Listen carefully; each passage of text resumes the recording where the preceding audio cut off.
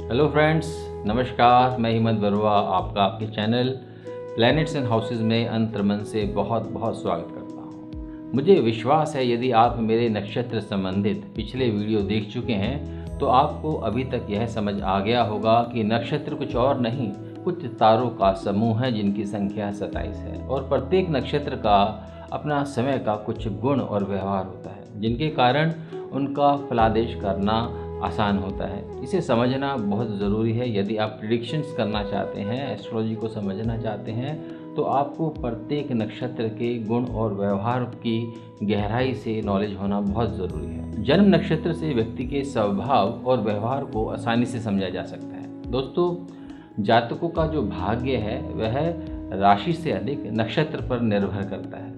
आज हम बात करेंगे अश्लेषा नक्षत्र के संबंध में, और सबसे पहले अश्लेषा के संबंध में कुछ ज्योतिष आधारित जानकारी जानते हैं। फिर इसका जातकों पर क्या प्रभाव होता है इसके बारे में हम आगे विस्तार से बात करेंगे। दोस्तों, अश्लेषा नक्षत्र 27 नक्षत्रों में से 9वें कर्म का नक्षत्र है और यह नक्षत्र चौथी जो राशि होती है कर्क राशि, उसके अंदर आता है। इस नक्षत्र के जो चारों पदा हैं या फिर कहें चारों चरण कर्क राशि में ही सम्मिलित होते हैं।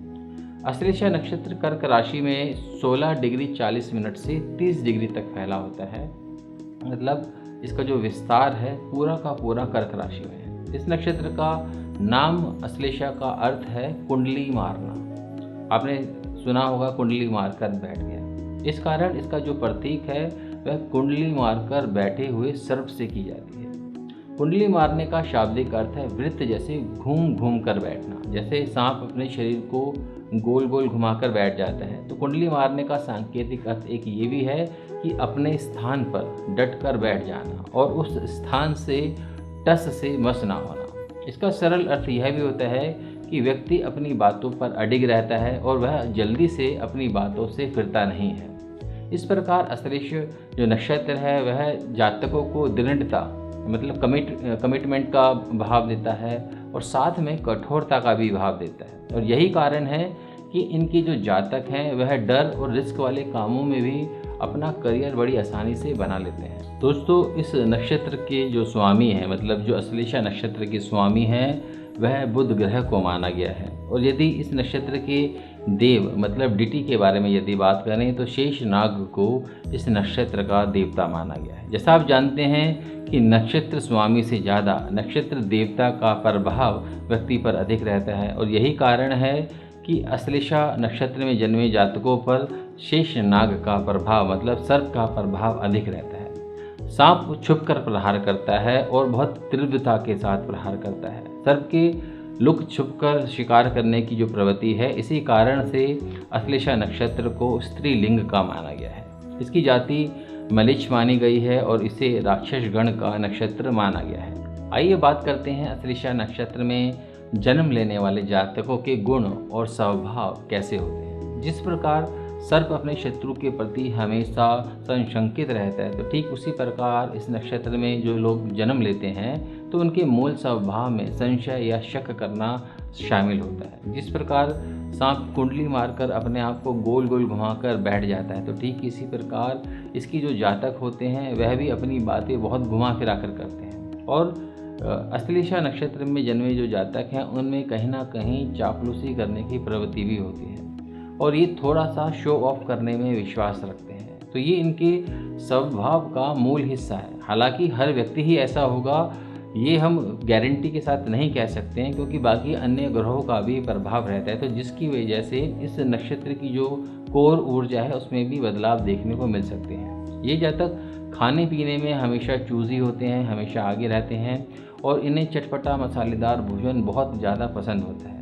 अश्लेषा नक्षत्र क्योंकि राक्षस गण का माना गया है, तो ये लोग नॉन वेजिटेरियन हो सकते हैं और ड्रिंक करना, मदिरा पान करना इनका स्वाभाविक गुण हो सकता है। और यदि राहु इस नक्षत्र में बैठ जाए तो व्यक्ति मदिरा पान की तरफ अधिक आसक्त रह सकता है, अधिक हैबिचुअल रह सकता है। मुझे मालूम है कि कुछ नेगेटिव पॉइंट्स सुनकर आप थोड़े से कहीं ना कहीं उदास हो गए होंगे, परंतु इस नक्षत्र के साथ में कुछ बहुत पॉजिटिव ट्रेड्स भी होते हैं। यदि इस नक्षत्र पर शुभ ग्रहों का प्रभाव हो तो इस नक्षत्र में जन्मे जो जातक हैं वह काफ़ी मिलनसार होते हैं, बहुत लोकप्रिय होते हैं। और जैसे सांप किसी भी बात का पूर्वानुमान लगा लेता है, अंदाज़ा लगा लेता है, तो यही गुण इन लोगों में भी देखने को मिलता है। ये किसी भी बात का पहले से ही अंदाज़ा लगा सकते हैं। इसीलिए ये आपदा प्रबंधन में, मतलब डिज़ास्टर मैनेजमेंट जैसी जो जॉब होती है उनमें बहुत ज़्यादा कामयाब होते हैं। ये लोग बहुत कुशल विश्लेषक होते हैं, एनालिटिक्स होते हैं। तो ये इनके बहुत पॉजिटिव ट्रेट्स हैं। और इनका जो स्वामी है वह बुध होता है इस नक्षत्र का, तो इसलिए इनकी जो कम्युनिकेशन स्किल्स होते हैं बड़े शार्प होते हैं। इनकी जो प्रेजेंटेशन है वह एक अलग तरह का प्रभाव छोड़ती है। और बुध के कारण ये लोग काफ़ी हंसमुख भी होते हैं और किसी न किसी क्रिएटिव फील्ड के साथ भी इनका लगाव होता है। ये साहित्य या संगीत के साथ भी जुड़े होते हैं या इनका प्रेम होता है उस तरफ। ये जातक अपने गुणों से प्रसिद्ध होते हैं और बहुत नेतृत्वशील होते हैं। और बुध के प्रभाव के कारण यदि ये बिजनेस में होते हैं तो उस फील्ड में भी इन्हें कामयाबी मिलती है। आइए अब इस नक्षत्र से जुड़ी जो जॉब्स हैं और जो बिजनेस हैं उनको थोड़ा और डिटेल में डिस्कस करते हैं। दोस्तों, जैसा मैंने वीडियो की शुरुआत में आपको बताया था कि अश्लेषा नक्षत्र का जो देव है वह सर्प है, शेषनाग है, जिसकी पहचान विष है। इसलिए इस नक्षत्र में जन्मे जातक यदि विष संबंधित कोई भी कार्य करते हैं तो उसमें इनकी सफलता अधिक रहती है। विष संबंधित कार्यों की यदि मैं आपको एग्जांपल दूं, जैसे कीटनाशक दवाएं, तो या तो वह इसके निर्माता हों या विक्रेता हो तो सफलता प्राप्त होती है। या जो पॉइजन स्पेशलिस्ट जो डॉक्टर होते हैं, जो साइंटिस्ट होते हैं, तो उनको भी काफ़ी सफलता प्राप्त होती है। विषैले रसायन के प्रयोगकर्ता या जो रसायन शास्त्री होते हैं या केमिस्ट, ड्रगिस्ट या केमिकल इंजीनियर होते हैं, तो उन्हें भी अच्छी खासी सफलता प्राप्त होती है।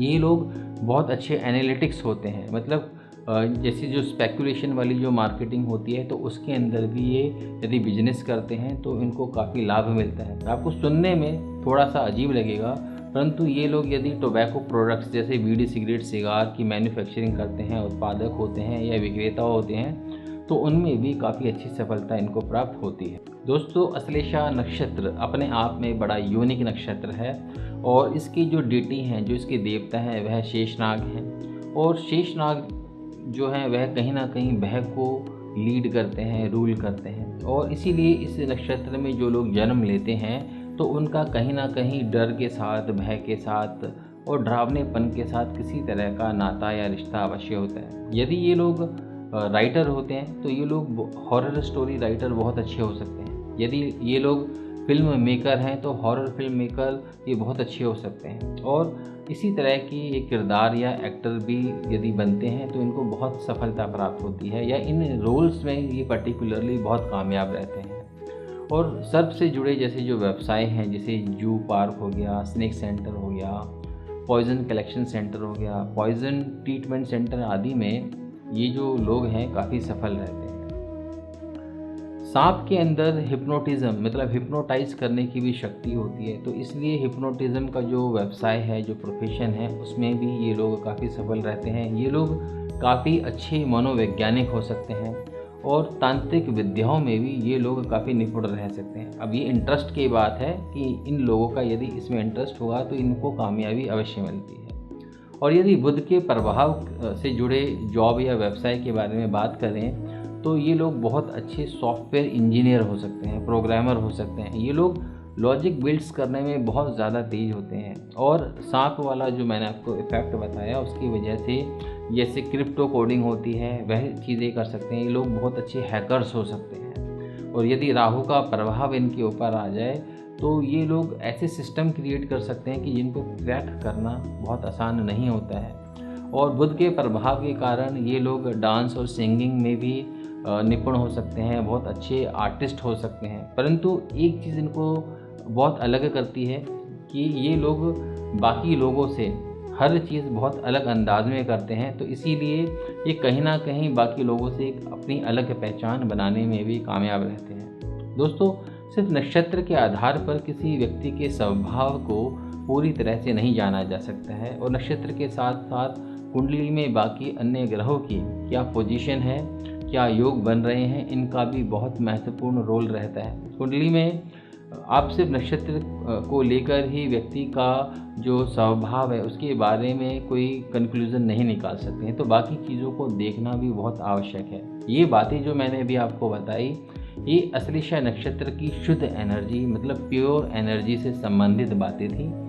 इसलिए इस चीज़ को अपने ऊपर या किसी और के ऊपर लागू करने से पहले बाकी अन्य ग्रह गोचरों पर, ग्रह स्थितियों पर विचार करना भी परम आवश्यक है। तो उम्मीद करता हूँ कि आपको इस वीडियो में अश्लेषा नक्षत्र से संबंधित जानकारी काफ़ी सहायक लगी होगी।